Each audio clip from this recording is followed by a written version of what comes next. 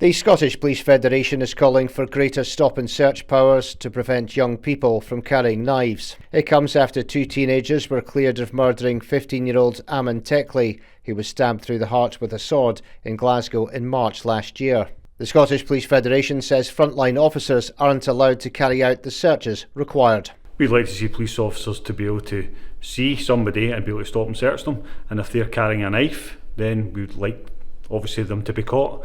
At the moment, what we have, since they abolished consensual search, police officers are basically walking by individuals who, the individual will know they're carrying a knife and they will know that the police officers can't stop them. We will have to go back to crime prevention, we have to go back to community policing, and we have to give the police officers the powers and the tools to be able to do their job properly, and they just simply haven't got that at the moment. Amen's tragic death followed the fatal stabbings of 16-year-old Caden Moy on Irvine Beach last May, which saw 3 people convicted of his murder. One of those, Jay Stewart, was subject to a community payback order at the time for possession of a machete, which was imposed 4 days before the murder of Caden, while his other previous conviction was a breach of the peace with a knife. And in Glasgow in May 2024, 16-year-old Corey McCrimmon was stabbed to death in the east end of the city. Figures released earlier this year show 145 youngsters were found to be carrying knives during police searches between April the 1st last year and March the 31st of this year, while in the 2024 calendar year, knives were found in 91 searches. David Kennedy of the Scottish Police Federation says more needs to be done to tackle knife crime. We don't want young lives to be ruined in the way they have been, and we have to look at the history over the last 100 years and see that knife crime's always been part of it, and we have to do more to fix that.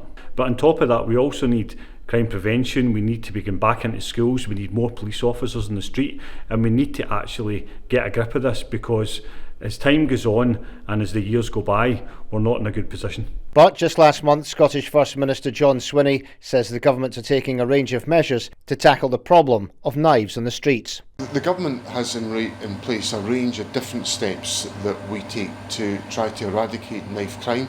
Some of those involve information campaigns such as No Knives Better Lives, which is applied in school settings around the country to make sure that we've got a strong awareness of the risks of carrying knives. And then also we have clearly very severe penalties for individuals who are involved in knife crime in our society. So our interventions are across a wide range of different aspects of policy.